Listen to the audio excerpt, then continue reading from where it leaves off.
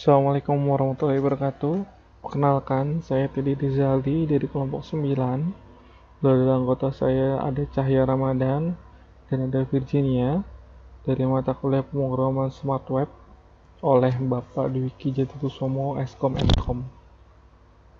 Kali ini saya sedikit ingin menampilkan hasil dari tugas besar 2 dalam buat project website sederhana. Dalam hal ini kami menggunakan framework CodeIgniter versi 3, lalu menggunakan Bootstrap juga. Lalu kita untuk database-nya kita menggunakan MySQL. Lalu untuk lokal servernya kita menggunakan SMTP.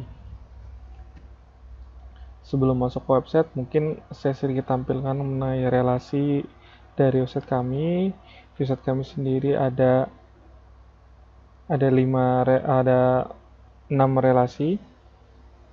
Dari masing-masing relasi ini saling berhubungan. Ada berobat, ada pasien,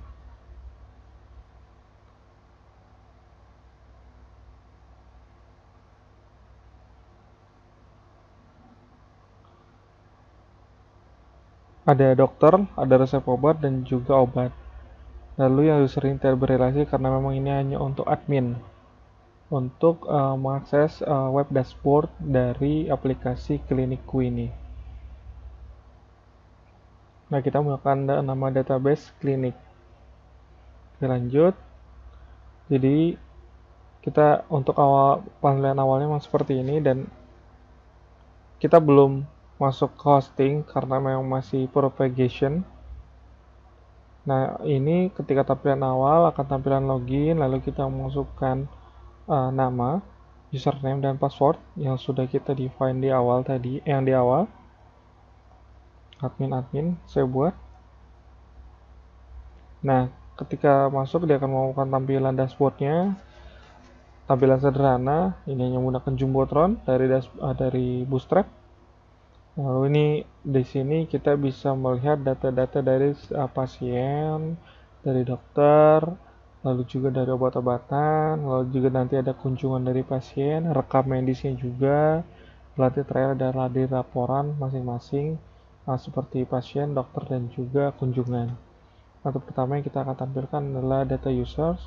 Nah, data user ini adalah yang memiliki akses untuk masuk ke dashboard ini menggunakan user. Lalu di sini juga ada fitur untuk tambah data, artinya untuk menambah user lain yang bisa mengakses website ini. Lalu di sini juga bisa diedit, lalu bisa dihapus juga. Sebagai contoh kita bisa tambah data, misalkan kita username barunya adalah admin2, nama lengkapnya adalah Rizaldi misalkan. Passwordnya sendiri kita menggunakan enkripsi MD5. Jadi ketika nanti di database dia akan sudah terenkripsi secara otomatis. Misalkan ini adalah passwordnya 123456. Kita simpan data. Ya, mungkin kita bisa cek di sini apakah memang sudah terenkripsi atau belum. Ya, datanya sudah terenkripsi karena kita menggunakan enkripsi MD5. Nah, apabila memang sudah tidak digunakan, itu bisa dihapus, lalu datanya hilang. Kalau misalkan ini ingin diedit, bisa juga diedit, misalkan diubah. Kalau password tidak mau diedit, nggak perlu, nggak apa-apa. Atau misalkan hanya edit username juga bisa, misalkan admin3, namanya saya saja misalkan, lalu update data, berubah juga lalu datanya. Memang di sistem kami ini memang lebih banyak ke CRUD ya, create, read, update, dan delete. Kita menggunakan berbagai macam query database untuk menampilkan data-data tersebut yang nanti bakal dikupas satu persatu. Nah, tadi data user ini udah, lalu ada data dokter. Jadi menampilkan semua dokter yang ada di klinik atau pusat kesehatan masyarakat yang menggunakan aplikasi ini. Misalkan contoh di sini ada sampai 20 data dokter. Lalu kita juga bisa tambah data seperti tadi, tambah nama dokter, misalkan namanya Teddy, Rizaldi Teddy misalkan namanya, lalu simpan data, dan dia ada datanya di sini. Lalu misalkan hanya dihapus, bisa dihapus juga. Lalu misalkan ingin diedit bisa diedit juga, misalkan ini diedit bisa juga. Lalu misalkan setelah diedit update data lagi. Nah, itu fitur yang ada di menu dokter. Lalu ada lagi menu data pasien. Ini lebih panjang karena memang terkait dengan biodata pasien, ada nama pasien, ada jenis kelaminnya, ada umur juga, sama ada fitur tambah data, hapus dan edit. Ketika tambah data seperti ini, misalkan namanya adalah Insan. Nah, ini udah ada. Kalau misalkan umurnya 30 tahun, simpan data dia akan masuk ada di sini di bawah. Ketika yang dia sudah memang ingin dihapus gitu ya, misalkan itu bisa dihapus juga datanya, dia hilang datanya. Lalu misalkan ini adalah ingin diedit, edit software misalkan ternyata di perempuan, ada Saputri misalkan, tahun perempuan, lalu umurnya ternyata bukan 51 tapi 15, itu diupdate itu bisa juga. Nah, ini tadinya Ade Saputro, laki-laki umur 51 jadi Ade Saputri perempuan umur 15. Lalu di sini juga lanjut ada data obat. Ini ada data obat-obat, memang kita sengaja ini kita mencari data nama obat yang tidak pasaran yang ada di warung.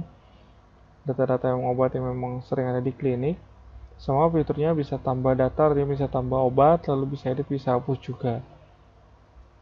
Nah, mungkin itu yang bisa ditampilkan dari drop down menu navbar untuk dari master data sendiri. Jadi memang menampilkan semua data-data terkait dengan penggunaan aplikasi ini di lingkungan klinik ataupun pusat kesehatan masyarakat. Lalu ada lagi kunjungan atau berobat. Nah, ini adalah misalkan memang ketika dia pertama kali datang ke klinik tersebut, dia akan diinput datanya di sini di data pasien, lalu ketika dia nanti berkunjung kembali itu datanya tinggal dipanggil gitu ya. Nah, misalkan di sini ada kunjungan baru tanggal berapa gitu ya, itu bisa berulang, misalkan tanggal 7 misalkan nanti tanggal 7 Desember itu misalkan mau bisa berulang namanya karena terdaftar ketika tadi kita inputkan di data user di sini, data pasien maaf, dia akan tampil juga di sini di data pasien. Misalkan Fajatri Saputro, pilih dokter. Nah, ini adalah di database dokter tadi kita panggil lagi di sini untuk memilih memang misalkan pasien ini adalah ditangani oleh misalkan dokter Aida Lydia, misalkan disimpan data, lalu di sini tampil. Ternyata tanggal 7 Desember Fajar Trisaputro umur 24 tahun ditangani oleh dokter Aida Lydia. Gitu ya. Nah, ini bisa dihapus juga datanya misalkan, lalu juga bisa diedit juga bisa.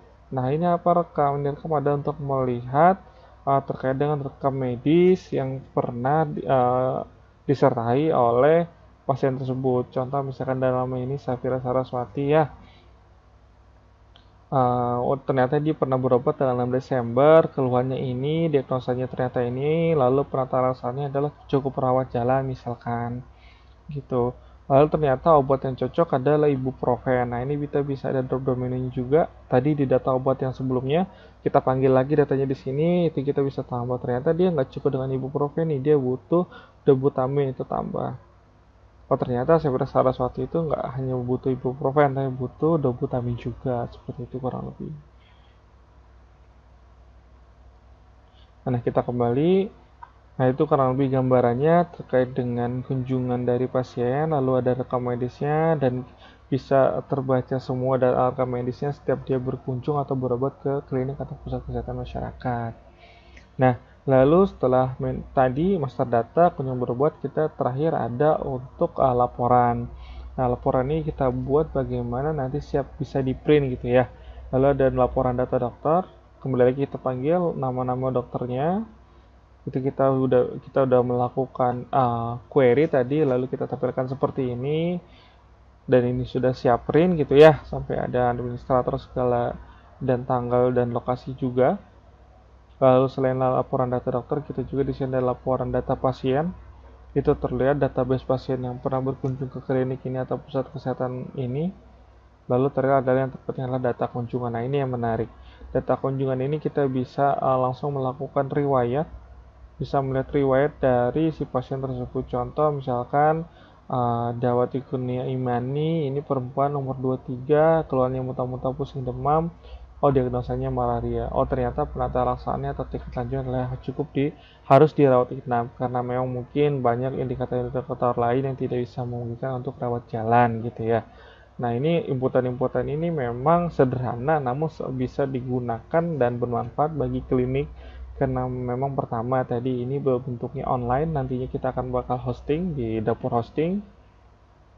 Lalu nanti juga tidak paperless ya, mungkin yang saat ini masih ada yang berupa manual, catat di buku besar, atau ada yang sedikit maju menggunakan Microsoft Excel, tapi kembali lagi ketika menggunakan program spreadsheet seperti itu, Excel seperti itu, ya memang ketika kita pencarian datanya agak sulit ya, terlalu baik data. Kalau ini memang kita bisa panggil data, kita bisa melakukan query, kita bisa melakukan CRUD, create, read, update, dan delete secara otomatis dari program yang kita buat di belakang layarnya gitu ya.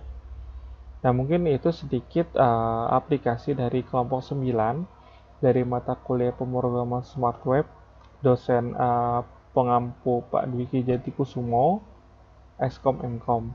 Mungkin sekian Pak, terima kasih. Wassalamualaikum warahmatullahi wabarakatuh.